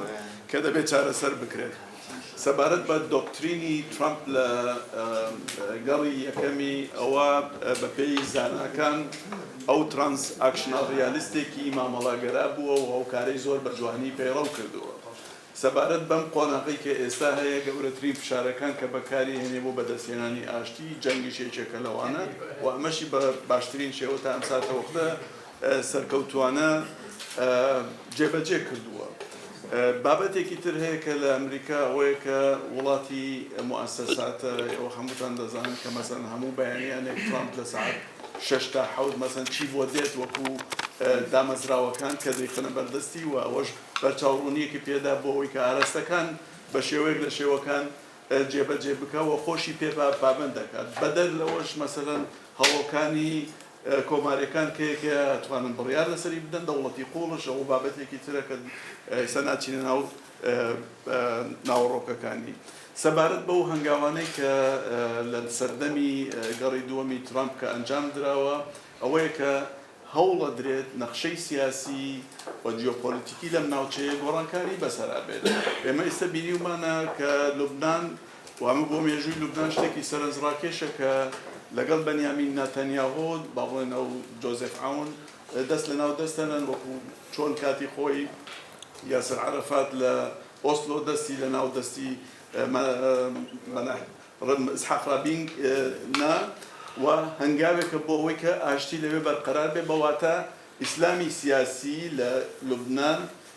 ئەگەر بێت و مەسەل ماوەیەکی تەبەخۆر نەکات هەڵۆشانەی تەواوی لە خۆی بەخۆیەوە دەبینێت ئەمە لە سووریاش بەو شێوەیە بەدەر لەوە ئەوەی کە پەیوەست بێت بە هەرێمی کوردستانەوە کە هەنگاو نەنراوە پێم وانە بەو شێوەیە بێت کە هەنگاو نەنراوە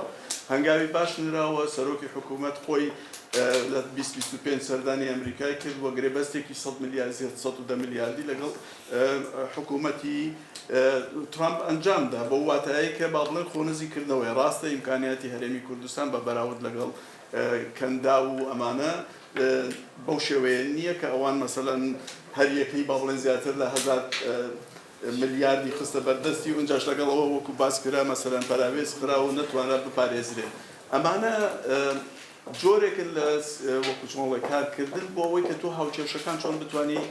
تەوازونێکی بۆ دروستکەی بە نسبەت ویلایەتە یەکگرتووەکانی ئەمریکاوە زۆر بە ئاسانیە دەتوانێت ڕژێم چێنج لە ئێرانە ئەنجام بدە بەڵام نایکا لە بەرەوەی هاوکێشەیتر لە تەنیشتەوە هەیە دەبێ ئێمەلەوە تێبگەین ڕاستەکەی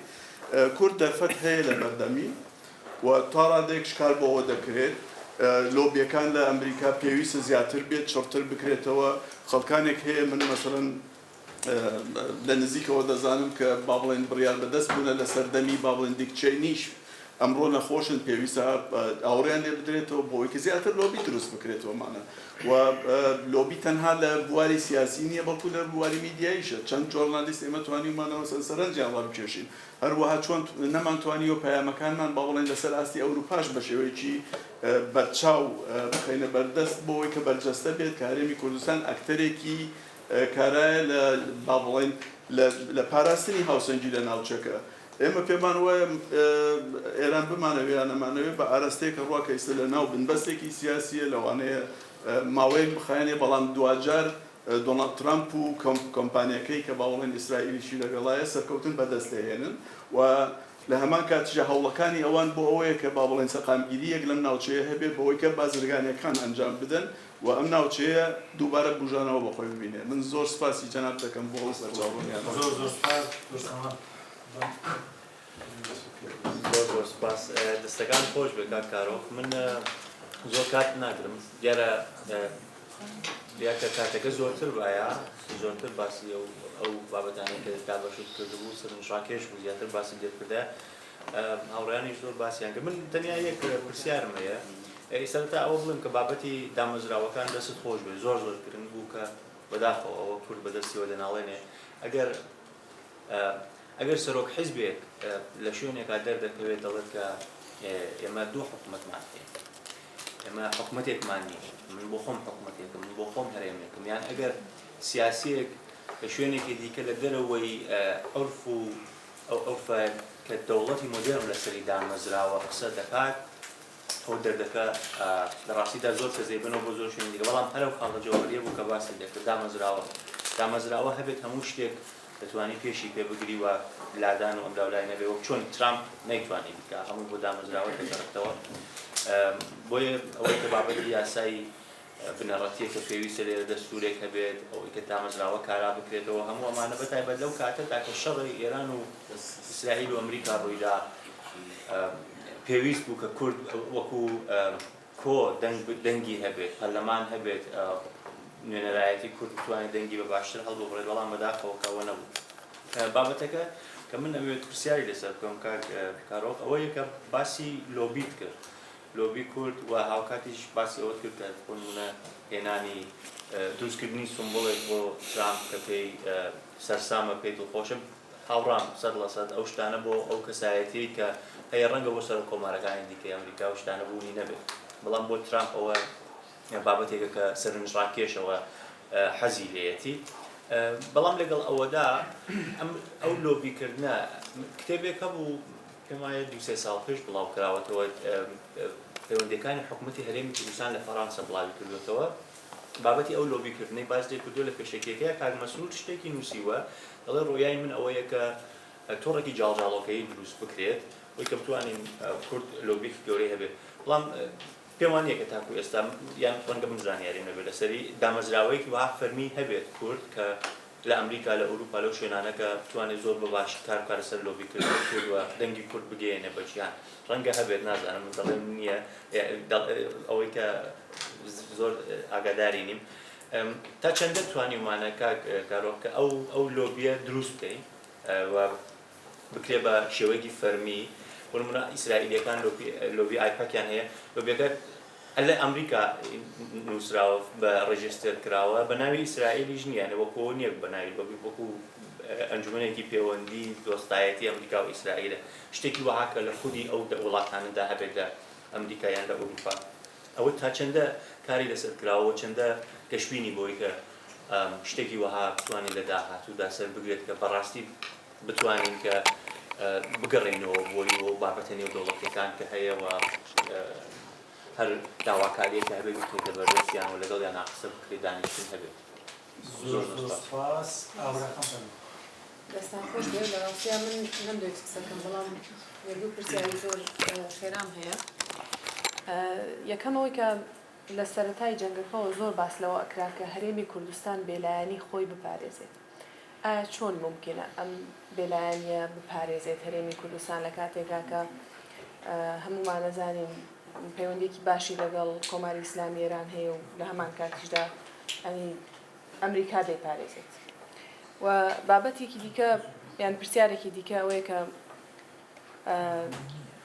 تا ئێستا ئەگەری ڕێکدەکەوتن یاخود چاکنەکردنەوەی کێشەکانی ناوخۆمان بەقەدەر ئەگەری ڕێککەوتن بەهێزە یعنی لەوانەیە بڵێن لەوانەیە ئەگەر ڕێکیش بکەون درەنگ ڕێک بکەون یان لە کاتوساتی خۆیدا ڕێک نەکەون لەوانەیە پرسیار بێ بۆ هەموو کورد ئەگەر کێشەکانی خۆمان چارەسەر نەکەین وەکو کورد ئەگەر خۆمان چاک نەکەین چی ڕوو دەدات ئەگەرەکان چی زۆر سپاس پرسیاری دکتۆر بەروز و زۆر سپاس شتێک دەخەون نتوانم فامەکەی لەوە کۆتایی پێگەێنام پرسەستەمتەرێک لە کۆتایە ڕکۆمەندێشنی هەیە و بەرەنجام لەو کۆبوونەوە پارتنەرشیپانە شکامانە شەوانەیە ڕۆژانە بەشداریەکەی کورد دەبێت سێ خاڵی سەرەکی پێڕۆ بکات ینی بەرەنجام ئەم دانیشتنە ژەکەمیان لە قوڵایەم سەردەمە تێبدا ڕاستی کە ئای ئیڤۆڵڤ بووە تەکنۆلۆژیای دیجیتاڵا بووە ئەی بەتەواوی هەموو شتەکان گۆڕاوە ڕاستی سەرسیمای گیان ناوچە بگۆڕ دووهەمیان دەبێت مؤسسەی جۆراوجۆر دادمەزرێن مؤسسە هەر پەرلەمان نییە کارۆکی جەنابی خۆش ئاگاداریمان 10-15 ساڵە لە مەجای وزای شەکەین و پرسیار سەنتەرماندانە خۆ خەڵک تۆرمۆرە زوجماڵە دایکم لەم مەجالایشمان کردووە ڕەنگە 100 پرۆپۆزۆماندان بە حکومڕانیەکەی خۆمان تازەیەک پرۆپۆزیلە جوابشینەوە ئەمەش مؤسسەیە بەڕاستی جنابت ناڵێ بای 100 میلیارد دلار لە مەجای کێڵگەی لاوە پێم خۆخەڵکی و منتیقەشی واژۆمان کرد خۆ بێ یەک مؤسسەی کارباری وزەمانە بێ لای هەیە نییە بەڕاستی ئەگەر هەیە باشی سەردانیان پێم خۆشحاڵم و بە خۆبەخشیشانە شارەزای گەورەمان هەیە دکتۆر گۆڤەند بەس مؤسسەکەمان نییە خزمەتیان حاکی عزیزیەمێت سێهامیان جار لەسەر دەقەقە قسابی مەگەینەوە سێهامیان بەڕاستی من پێشەوەی ئەمە یەکەم جارمان لە خزمەتیان سەماحەت لەم کۆڕابدارم دوێنێ شەوتم بزانم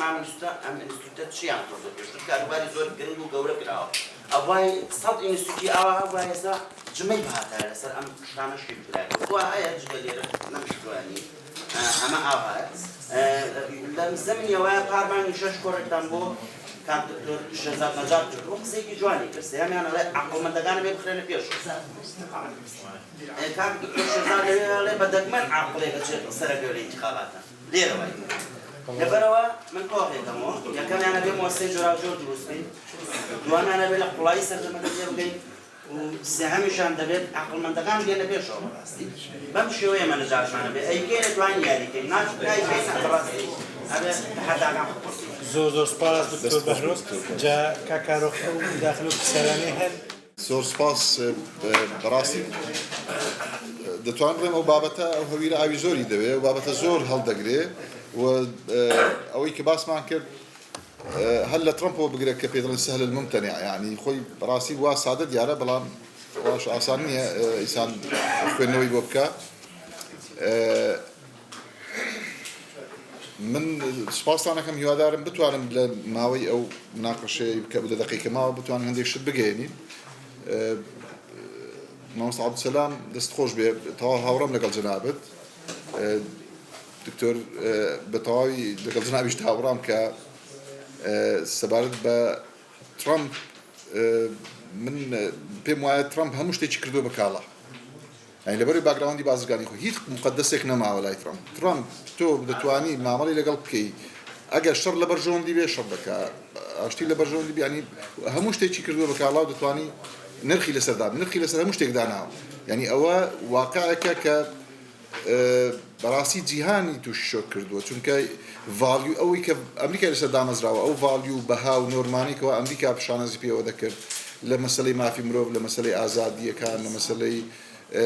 ئەو شتانی کە ئەمریکا بەدەیان وەکو هێزی نەرم بەدەیان مؤسساتی گەورەی بۆ تەرخان کرد ترەمپ ئەوانەی هەمووی لەبار برد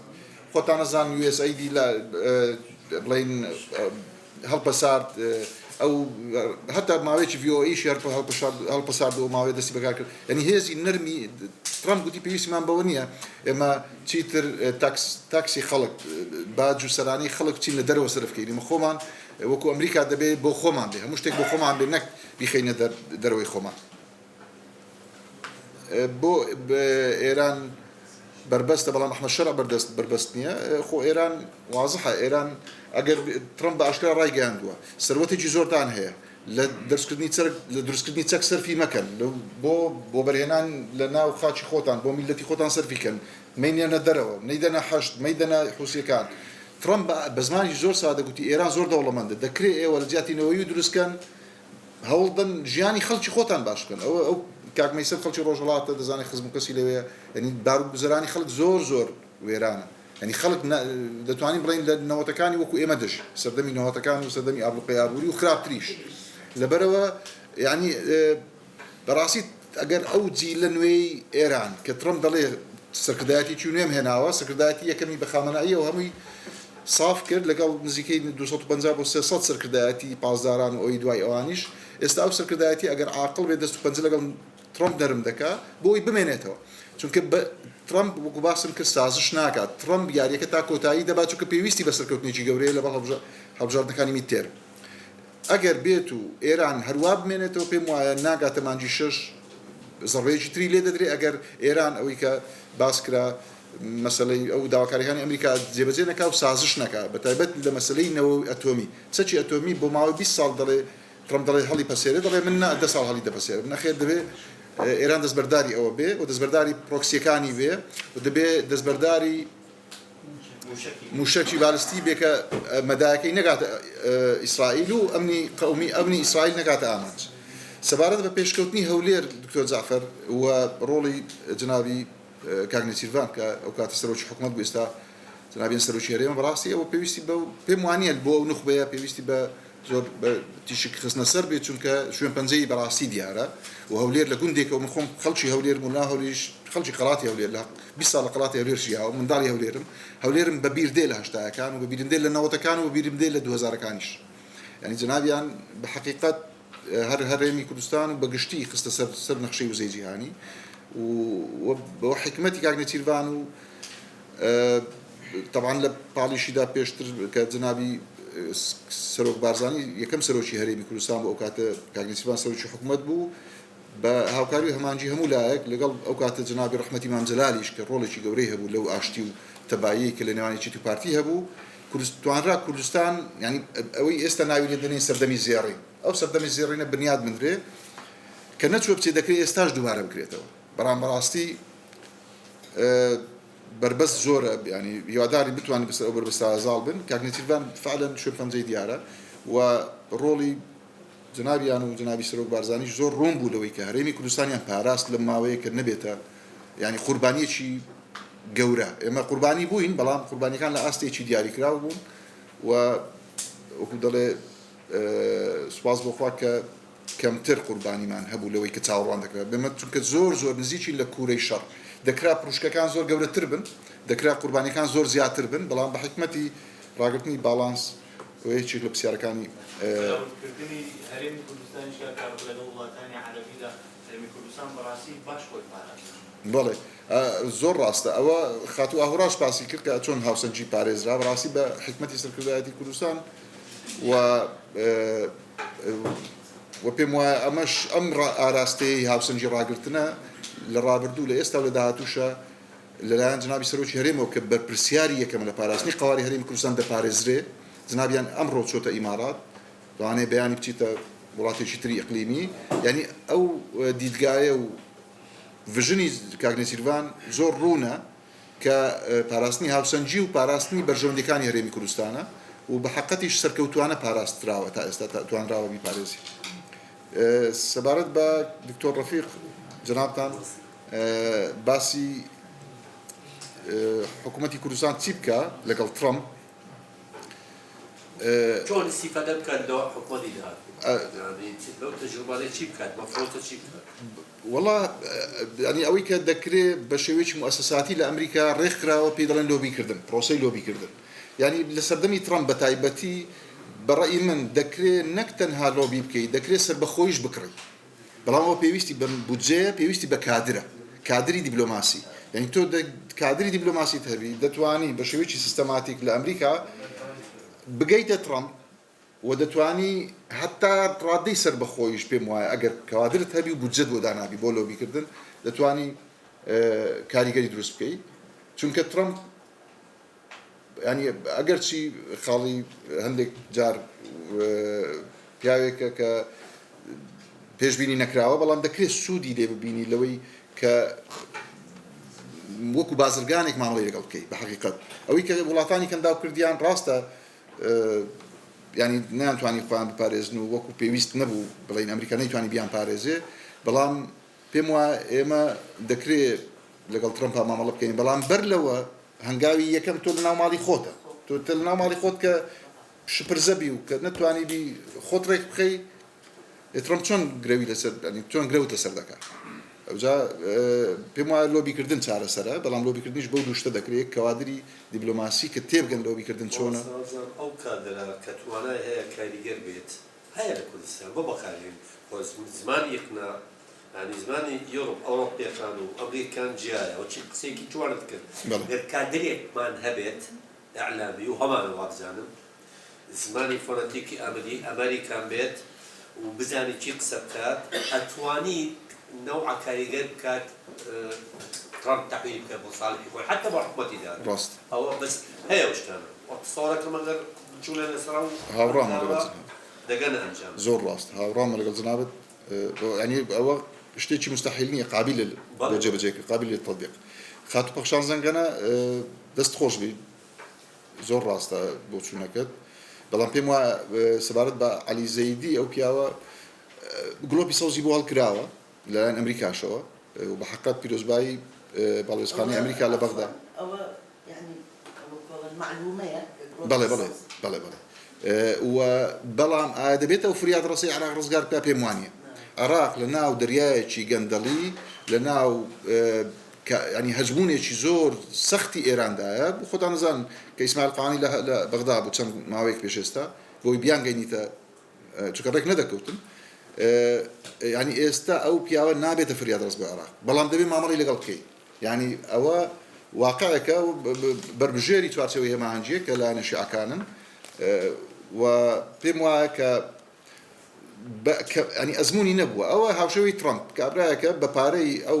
مالچی و سوود کۆمەڵێک خەڵک لە ناو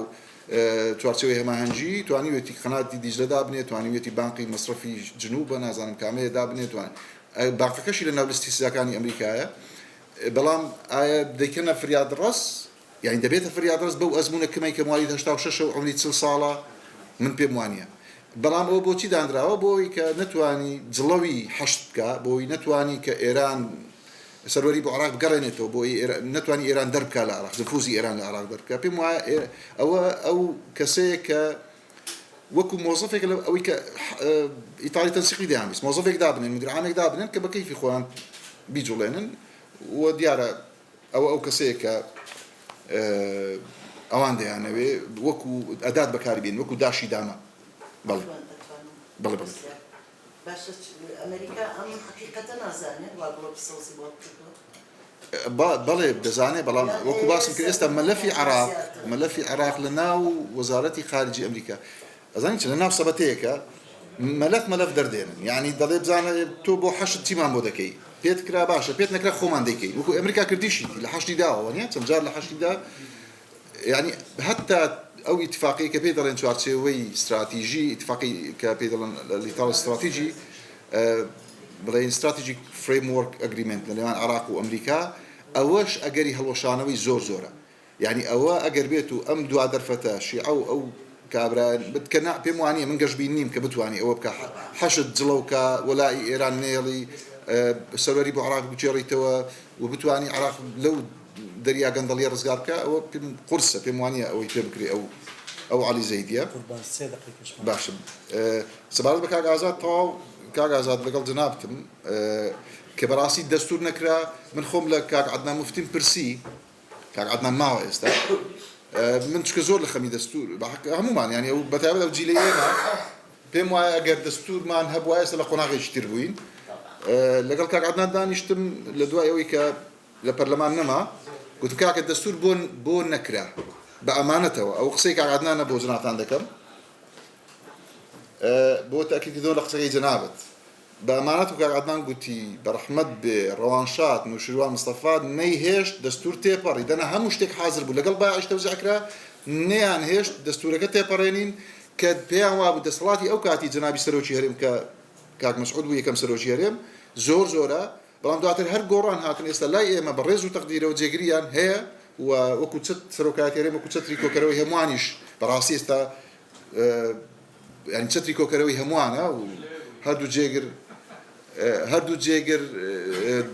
بزور وكودلي بمرتاحي لنا سروكاتي ريم جيجراتي دكان او كاتا هر قران زور دجي دسلات كان يسروچي ريم وك استا خويا بشي جيب جي دكان يعني خويا استا رازين بابا بلان بيشتر رازين من وبونا بربس لو كدستور تيبري بعد 2009 برادرينا باور كان سیمای هەرێمی کوردستان لە ناوچەکە و لە نێودەوڵەتی هاوشێوەی سیمای دیموکراسیەتی تورکیا و ئیسرائیل تورکیا کەمتر تورکیا زۆر سیمایەکەی جوان نییە لەبەر ئۆردوگان و ئەوەی کە ئێستاش دەوێت ئەویش بیتە سەرۆکی هەتای وەکو پۆتین بەڵام هاوشێوەی سیمای ئیسرائیل مەبەستە لە ناوەندە نێودەوڵەتیەکان سیمامان جوان دەبوو چونکە ئیسرائیل سیمای زۆر جوانە جەماعەت یعنی ئەوە نییە بڵێ ئەمە لە ناوچەیەکین هەمیشە مێشکمان پڕ کراوە لە دژایەتیکردنی ئیسرائیل بەڵام من باس لە ئاسی ناوخۆی ئیسرائیل دەکەم کە توانیم یان ئێستا ئەو بنیامین نەتنیاهۆی کە فریادڕەس و بە حساب جەنگاوەری پاشی 7 ئۆکتۆبەرە ئێستاش لەگەڵ دابی لە ناو پرۆسەی دادگایکردنەوە دەیهێنن هەتا ڕۆژێک خۆشی گریە وتی من لە خەریکی چم لێ دەکەن یعنی ئەوە دیموکراسەتی ئێمە گەر دەستورمان هەبووە سیمایەکەمان هاوشێوەی ئیسرائیل لە ناوەندە نێودەوڵەتیەکان جوان دەبوو بەڵام بەداخەوە ئەومان نەکرد ئەوەش بەڕەحمەت بی کە یادی بەخێر كاك نوشروان بربزد بو وبراستي او خصي كاك عدنان من بامانته كاك خصي كاك نوشروان قليل بلى كاك عدنان كوب نو كان بالنقد قوي كدوا بلى او جا كالي مامزل هموش يك هو قلت اشتمو بيكمرز نيلي دستورك بسيت دندان مامزل تي بو تي لبروي بسيت دندان حتى بالصالي كمالي من مصطفى حاكميه ما بيحلت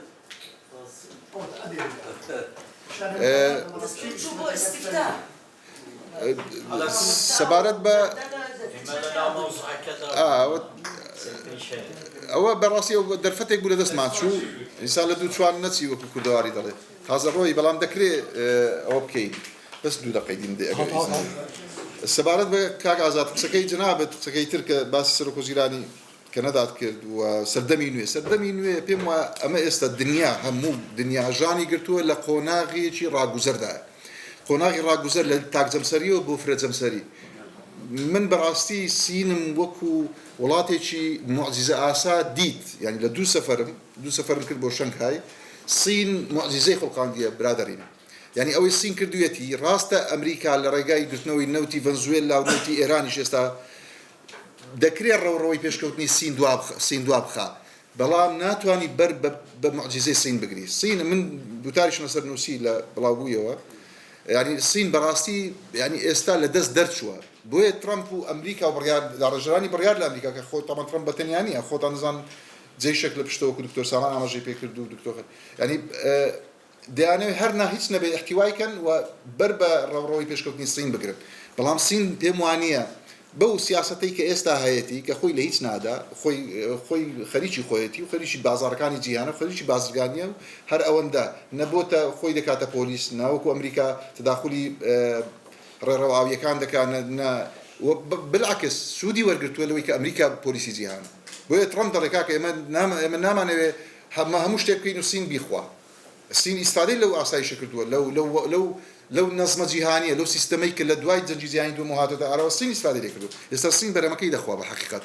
و داهاتوش سین ئەو عزیایە کە شعاریشان عزیایە پێدەن دراکۆن ئەو عزیایە دەبێت کە دێتە ناو بازارەکانی جیهان و بەڕاستی دەست لە ئەمریکاش دەستێنی پێم وایە لە 2030 ئەوەی کە دکتۆر جعفەریش ئاماژەی پێکرد یعنی سەردەمێکی نوێ دێتە ئاراوە لە ڕووی ئابووری بەڵام لە ڕووبەکانی تر سین هەر بەو سیستەمێکی شمولی نادیموکراسی دەمێنێتەوە بەڵام ڕەنگە ئەو سیستەمە بۆ ئەوان گونجاوبی ئەوان بتوانن ئەو سیستەمە بۆ ئەو وڵاتی کە ملیارێک و 450 میلیۆن کەسە ژماری دانیشتوانی ڕەنگە ئەمە سیستەمێکی دیموکراسی بەوان نەخوا ینی ئەمە بەستەمەوە نییە دیموکراسی شتێک نییە کە لە هەموو شوێنێکە بەربگرێ ڕەنگە ئەو دیموکراسیەتی لە ئەمریکا بەریگرتووە لە ئەوروپا بەریگرتووە ئەو شارستانیەتی کە شارستانیەتی شارستانیەتی مرۆڤایەتی بەڵام ڕۆژئاوا زیاتر خاوەنیەتی ڕەنگە بۆ هەموو شوێنێک نەبێ ئەو دیموکراسیەتە اینجا بە حقیقەت کاگازات تەواوە ئێستا سەردەمەکی نوێیە چینیش یەکێکە لەو وڵاتانی کە پێم وایە یەکێک دەبێت لەو جەمسەرانەی کە لە داهاتوو لە ڕووی ئابووریەوە جیهان بەخۆیەوە دەبینی سەوارە بە دکتۆر سامان سۆرانی تەواو هاوڕام لەگەڵ جنابەت ینی ئەوەی ئاماژەت پێ کرد ئەوەی کە لۆبی دەکا ئێستا پێم وایە پرۆسەی لۆبیکردن گرنگە بەڵام ئێمە دیاسپۆرا ئێمە کوردستان ئەگەر 4 پارچە بێت پارچەیەکی تریشمانێک کە پێڵێن دیاسپۆرا ئەویش دەکرێت وەکو پارچەیەک لە قەڵەمی دەین کە بەڕاستی نەوەی دووەم و سێم ئەو کە پێڵێن سێکند جێنەرەیشن و ثێرد جێنەرەیشن لە ناو دیاسپۆرا ڕۆڵێکی زۆر گەورە دەبینن ئێستا من لە دوو کۆنگرەی کۆنفرانسی دیاسپۆرا بەشداریم کردووە یەکیان لە لەندەن یەکیان لە بەرلین دیاسپۆرا کاری زۆر گەورە دەکەن ئێستا کۆنفیدراسیۆنێک هەیە بە ناوی کۆنفیدراسیۆنی ڕەوەندی کوردستانی کە لە بارگای بارزانیەوە لایەن کاکشیفاوە پشتیوانی دەکرێت سەرپەرشتی دەکرێت بە حەقیقەت ئیشی جوان دەکەن یعنی ئیشی گەورەیان کردو بەبێ ڕەچاوکردنی حیزبی خەڵک هەیە گۆڕانە یەکێتیە پارتیە شوعیە ئیسلامیە لە ناو ئەو دیاسپۆرایە جێی بۆتەوە بەس قەناعەتی بە خەونی قەناعەتی بە دەوڵەتی کوردستان هەبێ و قەناعەتی بە ئاڵای کوردستان هەبێ ئەو دوو شەرتیان هەیە وەلۆبیەکی باش دەکەن ئێستا یەک جوان کاک سەرباز لە بەریتانیا لەوانەیە هەموو بینا سەرباز ئەوانی تر مەسەڵەن پەرلەمان لە هۆڵەندا و لە ئەڵمانیا و لە کەنەدا و لە ئەمریکا خەڵکی زۆر بەتوانە هەیە و ئەوانە دەکرێت سوودیان لێ ببیندرێ وەکو لۆبیکردن چونکە زۆر جوان چوونەتە ناو کۆمەلگا جێنەرێشنی یەکەم کە ڕۆیشتن هەر عەقڵێکی هەرێمی بەداخەوە عەقڵی خۆمانیان برد لەگەڵ خۆیان دووبەرەکی ئامام ئەو جیلە نوێیە ئەو نەوە نوێی کە ئێستا هاتووە زۆر کوردانە و پاکانە بیر دەکەنەوە زۆر پاکتر ینی باشتر دووبەرەکیان لە ناو کەمترە بۆ ئیشێکی باش دەکەن لە بواری لۆبی ئەوان ئەگەر دەعم بکرێن زیاتر کە ئێستا خەریکە بە مؤسساتی دەکرێت لە ڕێگای ئەو کۆنفیدراسیۆنی دیاسپۆرای کوردستانی یان ڕەوەندی کوردستانی ئەگەر بە مؤسساتی بکرێت پێم وایە ئەوە بەرهەمێکی باشی دەبێت لە داهاتوێکی نزیک ئەو دکتۆر بڕیاریش لێرەیە ئەویش ڕۆلی هەبووە کاکە لە بیر نەکەین لە مەسەلەی دیاسپۆرا و کۆنفرانسەکان سەبارەت بە کاک مەیسەم زۆر ڕاستە هاوڕام لەگەڵ جنابەت ئەوەی ئایپاک هەر ئەوە قسەکە هەر ئەوە دەگەینێ ئەوەی ئایپاک لە ئەمریکا ئیسرائیل دروستی کردووە مەش دەتوانین شتێکی وا هاوشێوە دروست بکەین خاتو ئاهورا پرسیارێکم بەڵام دایەوە بەڵام ڕێککەوتن و ڕێکنەکەوتن ڕاستە ئەنی هەردوو ئێستا بینی پارتی و یەکێتی بە حەقیقەت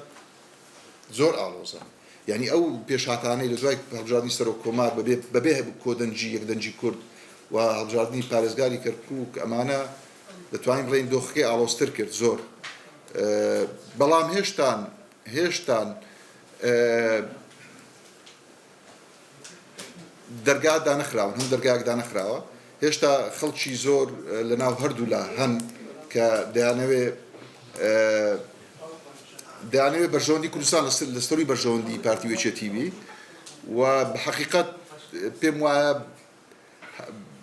جنابی سەرۆکی هەرێم کاک نێچیروان وەکو بەرپرسی فەرمی وەکو سەرۆکی هەرێم دەتوانم بڵێم چۆن دەیانگۆ کاتی خۆی مانجلا سەمامی ئەمامی عێراقا کاک نێچیروانی سەمامی ئەمامی هەرێمی کوردستان هەتا جنابیان وەکو سەرۆکی هەرێم ینی پێم وایە وەکو فریاد ڕست دەبێ لە قۆناغی داهاتوو دەتوانێت ئەو هەردوو حیزب بگەێنێت وەکو سەرۆکی هەرێم من باسی جنابیان دەکەم وەکو سەرۆکی هەرێم نەک وەکو جێگری سەرۆکی پارتی وەکو سەرۆ ژێرم جنابیان دەتوانێت هەردوو حیزب لەژێر چەتری خۆی کۆیان بکاتەوە و وەکو فریادڕەس وەکو چەند جاری پێشوو دەتوانێت ببێتە کەسێک کە کابینەی دەیەمیش دروست بکە و هەرێمی کوردستان لەو چەقبەستویە ڕزگار بێ و بتوانین لەو قۆناغۆ بەرەو قۆناغۆیەکی تر بچین. ئاخیر خاڵ سەبارەت بە دکتۆر جعفەر دکتۆر بەهرۆز جعفەر بورە زۆر جار ناوی باب دەگوترێ لە هەندێک شوێن ڕاستە سەردەمی ئایایە ئێمە پێی ئەو سێ خاڵە لەگەڵ هاوڕام لەگەڵ جنابەت سەردەمی موسساتە سەردەمی ئەوەیە کە پارتی و یەکێتی کە بەرداخەوە دەڵێ پارتی و یەکێتی خۆزگە گوتبانە پارلەمانی کوردستان حکومەتی هەرێم بەڵام ئێستا ئەوان زیاتر دەستیان بەسەر هەنی ئەوان زیاتر ڕۆڵ دەجێڕن لە موسسات وەکو حزب ڕۆڵی زیاتر لە موسسات دەبێت گوێ لە تینکتانکەکان بگرن وەکو ئێرە وەکو ئەنستیتۆی توێژینەوە و گەشەپێدان گوێ لە خەڵکی عەقڵمەندی نوخبەی وەکو ئامادەبوانی ئێوە بگرن و دەبێت ئێمە موسساتی لەو شێوێ زیاد بکەن. ئێستا برادر هەیە جیلی نوێ کاک مەیسەم و فلان ئێمە ئەمریکا بەس واشنگتن 400 زیاتر لە 400 تینکتانکی لێیە بەس واشنگتن لە هەموو ئەمریکا زیاتر لە 5,000 تینکتانک و جیالەوەش 5,000 زانکۆی لێیە کە هەر زانکۆیەک تینکتانکێکی هەیە. ئەوە ئێمە پێویستە تینکتانکمان هەبی لە بواری ئێران ناسی لە بواری تورکیا ناسی لە بواری مەسەلەن کەنداو ناسی لە بواری ینی بەڕاستی زۆر گرنگە. ئەمە خۆبەخشانە لە ساڵی 2015 ئەخیر قسەم کاک جواد زۆر بەداوای لەبردنەوە لەگەڵ کۆمەڵێک کە هاتمەوە لە ئەمریکا لەگەڵ کۆمەڵێک مامۆستای زانکۆ کە تایبەتمەندن بە بواری ئەمریکا ناسی ئەنستیتۆیەکمان دروست کرد و ئیجازەشمان وەرگرت بە ناوی ئەنستیتۆی توێژینەوەی ئەمریکی کوردی ئەنستیتۆی توێژینەوەی ئەمریکی کوردی کە کوردکراوەکەی ئاکریە ئەمریکان کوردیش ریسێرچ ئینستیتوت لەگەڵ هەندێک مامۆستای زانکۆ پرۆپۆزەڵەکەمان دا حکوومەت دامانە پەرلەمانیش بەڵام ئەو کاتە بەڕاستی خۆم لە سەرۆکایەتی هەرێم بووم ئەنی گوتم با بە شخصی نەکەین ینی بۆ سەرۆکایەتی هەرێم نەنارد بە فەرمی بەڵام دامانە حکوومەت و پەرلەمان بەداخەوە چونکە حزبی نەبووین بەشی زۆری ئەو برادرانە هەموو دکتۆرا و ماستەریان هەبوو لە بواری ئەمریکا ناسی یعنی پەیپەرەکانیان تێزی لێکۆڵینەوەکانی لە بوارە بوو دام نەکرای ینی هەموو دەیانگوت چێنە ئەوانە وەڵا کەسی ئەوها کوردستانینە مەسەلەن دام نەکراین لەبەرەوە پرۆژەکە هەروەک خۆبەخشی مایەوە کۆڕۆناشی بەسەر داهات و هەروەکو خۆبەخشی ما ئێستاش هەر کۆنتاکتمان هەیە ئەو ئینستیتۆیە وەکو فەرمیش ئیجازەمان هەیە بەڵام بەداخەوە لە ئەرزی واقع چونکە تۆ فەندت نەبێ کاکسەرۆ باشتر شارەزایە ناتوانی پرۆژەکان بخێ سەر پێ ناکرێنە سەر پێ لەبەرەوە هیوادارم کە بتواندرێت سوود لەو نوخبەی وەکو جیلی نوێ بەتایبەت ئەو برادرانی تازە دێنێ پێشەوە وەربگیرێ و ئەوانی تریش گوێیان لێ بگیرێت چونکە ئەو هەموو ئەزمونە ئەو هەموو دەستە بژێرە ئەو هەموو خەڵکە جوانە کە هەیە ئێمە بەڕاستی هەرێمی کوردستان خەڵکی زۆر خەمخۆری هەیە بەڵام لە دەرەوەی بازنەی بڕیاردارن ئەوان ئەگەر بخرێنە ناو بازنەی بڕیاردار پێم وایە هەرێمی کوردستان ئێستا چەند گەشە دوو ئەوەندە و سێ ئەوەندە گەشتر دەبێ و بەرەو قۆناغێکی گەشت سەدوتر دەڕۆین و زۆر سپاس بۆ گوێگرتنتان. زۆر سپاس مامۆستا